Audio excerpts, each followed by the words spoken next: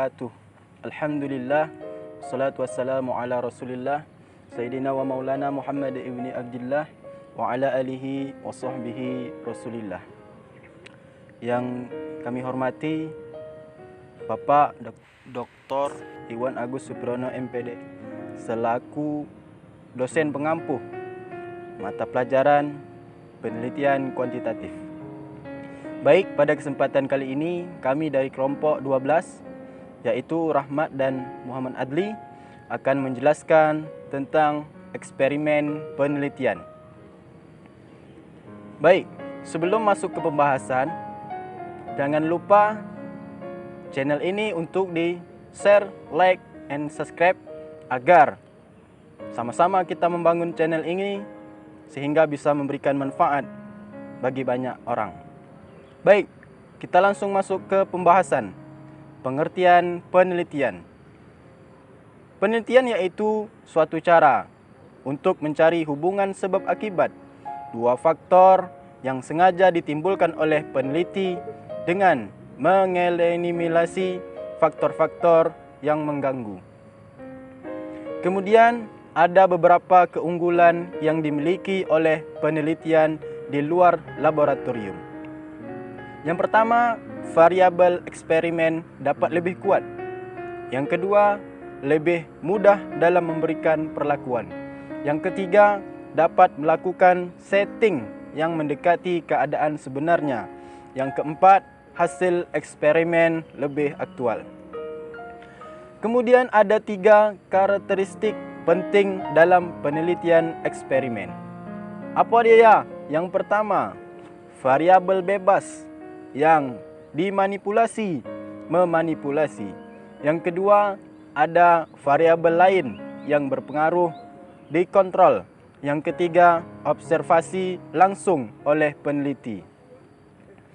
Kemudian, tujuan penelitian eksperimen. Apa saja? Apa tujuan dari penelitian eksperimen ini? Yaitu tujuan umum penelitian eksperimen adalah untuk meneliti pengaruh dari suatu perlakuan tertentu terhadap gejala suatu kelompok tertentu dibanding dengan kelompok lain yang menggunakan perlakuan yang berbeda.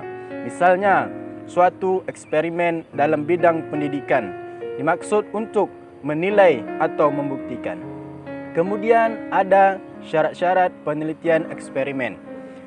Penelitian harus menentukan secara sengaja kapan dan di mana ia akan melakukan penelitian.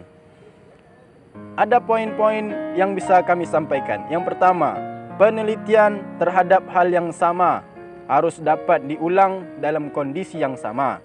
Kemudian, penelitian harus dapat memanipulasi, mengubah, mengontrol variabel yang diteliti sesuai dengan yang dikehendakinya. Yang ketiga, diperlukan kelompok pembanding atau kontrol grup selain kelompok yang diberi perlakuan eksperimen grup. Kemudian ada proses-proses penelitian eksperimen. Menurut Gay, langkah-langkah dalam penelitian eksperimen yang perlu ditekankan adalah sebagai berikut. Yang pertama, adanya permasalahan yang signifikan untuk diteliti. Kemudian, pemilihan subjek yang cukup untuk dibagi dalam kelompok eksperimen dan kelompok kontrol. Yang ketiga, pembuatan atau pengembangan instrumen. Yang keempat, pemilihan desain penelitian. Yang kelima, ada eksekusi prosedur. Yang keenam, melakukan analisis data. Dan yang terakhir, memformulasikan simpulan. Baik, itulah penjelasan tentang pembahasan eksperimen penelitian. Selanjutnya akan dijelaskan oleh saudara saya Muhammad Adli. Kepada Muhammad Adli kami persilakan. Dan materi kita berikutnya yaitu ada beberapa bentuk desain penelitian eksperimen. Di sini ada menurut Sugiono ada beberapa bentuk desain penelitian. Yang pertama yaitu pre-eksperimental, yang kedua true eksperimental, factorial eksperimental, dan quasi eksperimental. Selanjutnya juga di sini di pre-eksperimental itu ada beberapa bagian. Yang pertama yaitu ada one shoot, yang kedua ada one group, yang ketiga ada the static group operation. Selanjutnya Adapun penjelasan mengenai jenis-jenis penelitian tersebut dapat dielaborasi sebagai berikut. Yang pertama yaitu pretest atau post-test. Ada juga namanya post-test only control group. Yang ketiga ada juga namanya factorial descent. Yang keempat ada namanya killer experience. Selanjutnya ada juga bentuk-bentuk dari killer experience itu. Yang pertama yaitu time series descent. Yang kedua ada non-qualified.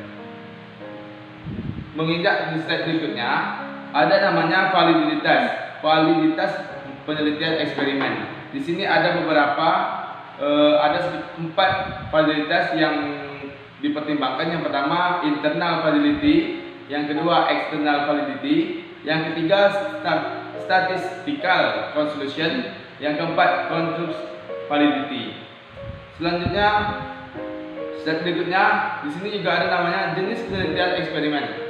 Ada beberapa jenis yang tadi sudah kita sampaikan. Yang pertama pre-eksperimen, yaitu bentuk penelitian yang pada prinsipnya hanya menggunakan satu kelompok. Dan juga ada namanya quali eksperimen. Di situ menyebutkan bahwa merupakan salah satu tipe penelitian eksperimen di mana peneliti tidak melakukan randomisasi dalam penentuan subjek kelompok penelitian. Selanjutnya ada namanya desain penelitian. Ada memiliki beberapa langkah. Yang pertama yaitu mengadakan pretest, yang kedua memberikan perlakuan, yang ketiga mengadakan proses atau setelah memberikan perlakuan, yang keempat ada namanya menganalisis data dengan menggunakan metode.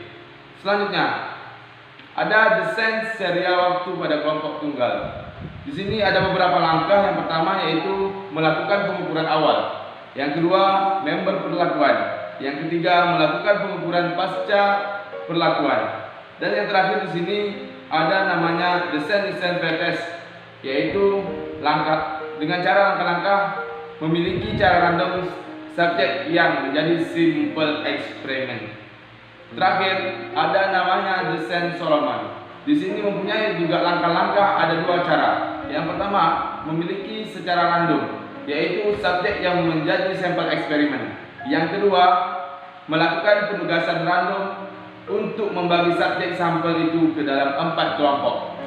Itulah tadi penjelasan yang dapat saya sampaikan.